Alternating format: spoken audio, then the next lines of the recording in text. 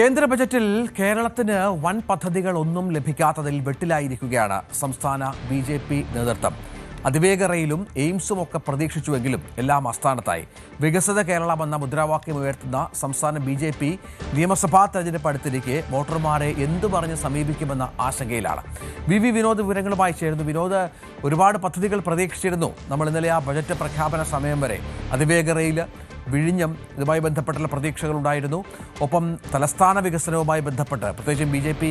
ഭരിക്കുന്ന ഒരു മേയർ അല്ലെങ്കിൽ കോർപ്പറേഷൻ വരുമ്പോൾ അവിടെ എന്തെങ്കിലുമൊക്കെ പദ്ധതികൾ ഉണ്ടാകുമെന്ന് പ്രതീക്ഷിച്ചിരുന്നു. പക്ഷേ അതൊന്നും സംഭവിച്ചില്ല. ഒരുപക്ഷെ ഇനിയും ഈ പ്രഖ്യാപനങ്ങൾ ഉണ്ടായേക്കാം എന്നുള്ള പ്രതീക്ഷയാണ് ബി.ജെ.പി. നേതാക്കൾ പങ്കുവെക്കുന്നത്. ഇപ്പോൾ എന്ത് പറഞ്ഞ് വിശദീകരിക്കാനാണ് അവർ പാടുപെടുന്നത്?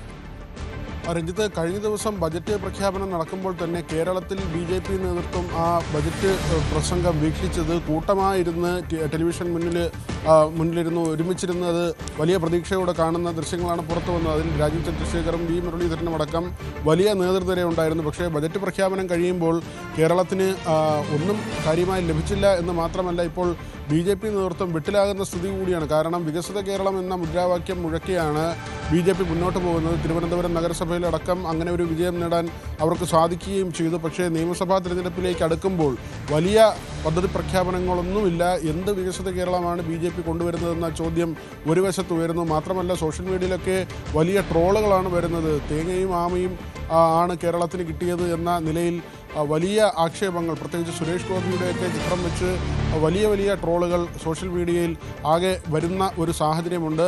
കേരളത്തിൽ അതിവേഗ റെയിൽപാത പ്രതീക്ഷിച്ചു, അതോടൊപ്പം തന്നെ എയിംസ് പ്രതീക്ഷിച്ചു. അങ്ങനെയുള്ള ബൃഹത് പദ്ധതികളാണ് കേരളത്തിന് ഉണ്ടാകുമെന്ന് പ്രതീക്ഷിച്ചത്. ഇതൊക്കെ വരുമെന്ന വലിയ വെല്ലുവിളികളും നേതാക്കളുടെ ഭാഗത്തു നിന്നുണ്ടായിരുന്നു. ഇപ്പോൾ എയിംസ് എവിടെ എന്ന ചോദ്യമാണ് സുരേഷ് ഗോപിയോട് പ്രധാനമായും ഈ സോഷ്യൽ മീഡിയയിൽ ആളുകൾ ചോദിക്കുന്നത്. അത്തരത്തിലുള്ള അദ്ദേഹത്തെ ട്രോളിക്കൊണ്ടുള്ള കാര്യങ്ങൾ വലിയ വ്യാപകമായി കഴിഞ്ഞ ദിവസവും ഇന്നുമായൊക്കെ തന്നെ പ്രചരിക്കുന്നുണ്ട്. ബി.ജെ.പിയെ സംബന്ധിച്ച് ഇനി ആളുകളെ അഭിമുഖീകരിക്കുക എന്നത് വലിയ വെല്ലുവിളി നിറഞ്ഞ കാര്യമാണ്. കാരണം പദ്ധതികളൊന്നുമില്ല. രഞ്ജിത്ത് സൂചിപ്പിച്ചതുപോലെ തന്നെ തിരുവനന്തപുരം നഗരസഭ ലഭിച്ച ശേഷം അവിടെ ബൃഹത് പദ്ധതികളുടെ പ്രഖ്യാപനം ഉണ്ടാകുമെന്ന ഒരു ഉറപ്പ് ബി.ജെ.പി. നേതാക്കളുടെ ഭാഗത്തു നിന്നുണ്ടായിരുന്നു. 45 ദിവസം കഴിയുമ്പോൾ അതിനകത്ത് പ്രധാനമന്ത്രിയെ ഇവിടേക്ക് കൊണ്ടുവരികയും അദ്ദേഹം പദ്ധതി പ്രഖ്യാപിക്കുകയും ചെയ്യുമെന്ന തരത്തിൽ വലിയ വ്യാഖ്യാനങ്ങളുണ്ടായി. പക്ഷേ ഒരു ബ്ലൂ പ്രിൻ്റ് അദ്ദേഹത്തിന് നൽകുമെന്ന് പറഞ്ഞിരുന്നു. അതും പൂർണ്ണമായി നൽകാൻ കഴിഞ്ഞിരുന്നില്ല. സംസ്ഥാനത്തെ വിവിധ വകുപ്പുകളുമായി ചർച്ച ചെയ്ത് മാത്രമേ അതിന് അന്തിമ രൂപം നൽകി അങ്ങനെ ഒരു രേഖ കൈമാറ്റം നടക്കാൻ സാധ്യതയുള്ളൂ എന്ന കാര്യം മേയർ തന്നെ പിന്നീട് വ്യക്തമാക്കുകയും ചെയ്തു. അങ്ങനെ പലതരത്തിലുള്ള പ്രതിസന്ധികളാണ്. അതിനിടയിലാണ് ഇത്തരമൊരു കാര്യം വരുന്നത്. അവിടെയും രഞ്ജിത്ത് എടുത്തു പറയേണ്ട ഒരു കാര്യം, ഇന്ന് ഇ ശ്രീധരൻ അതിവേഗ റെയിലിൻ്റെ ഓഫീസ് തുറക്കുകയാണ്. അങ്ങനെ ഒരു വൈരുദ്ധ്യം കൂടി നമ്മൾ ഇപ്പോൾ പറഞ്ഞു പോകേണ്ടതുണ്ട്. കാരണം അതിവേഗ റെയിലിനെ കുറിച്ച് ബജറ്റിൽ നിർമ്മലാ സീതാരാമൻ അവതരിപ്പിച്ച ബജറ്റ് പ്രസംഗത്തിൽ ഒരു പരാമർശവും ഉണ്ടായിരുന്നില്ല.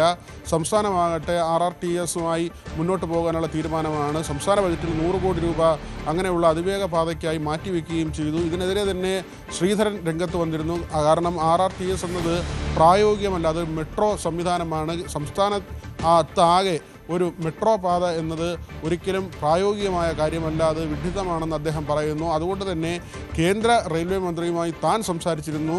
അതിവേഗ റെയിൽപാതയ്ക്ക് കേന്ദ്രം പച്ചക്കൊടി കാണിച്ചിട്ടുണ്ട്.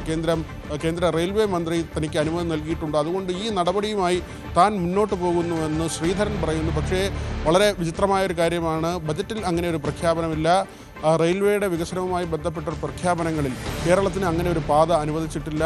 അവിടെയാണ് ഇ ശ്രീധരൻ ഇന്ന് ഓഫീസ് തുറക്കാൻ പോകുന്നത്.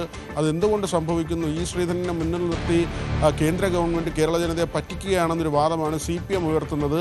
അങ്ങനെ ഒരു വാദം നിൽക്കുമ്പോൾ തന്നെ ബജറ്റിൽ പ്രത്യേകിച്ച് പ്രഖ്യാപനങ്ങളൊന്നും ഇല്ലാതിരിക്കുമ്പോൾ തന്നെ അതിവേഗ പാതയുടെ ഓഫീസ് ഉദ്ഘാടനം ചെയ്യാനുള്ള ഒരുക്കത്തിലാണ്. ഇന്ന് ആ ഓഫീസിൻ്റെ ഉദ്ഘാടനം ഇ ശ്രീധരൻ നടത്തുകയും ചെയ്യും. രഞ്ജിത്ത്, അതാണ് സാഹചര്യം. ഏതായാലും കാര്യങ്ങൾ ജനത്തെ പറഞ്ഞു മനസ്സിലാക്കുക എന്നുള്ള ഭഗീരഥ പ്രയത്നം അത് ബി.ജെ.പി. നേതാക്കൾ നടത്തേണ്ടി വരും. കാരണം ഒരുപാട് പ്രതീക്ഷിച്ചിരുന്നു.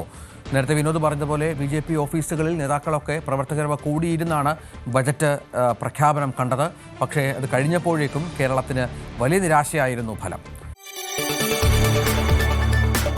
കൂടുതൽ വാർത്തകൾക്ക് News 18 Keralam YouTube channel subscribe ചെയ്യുക.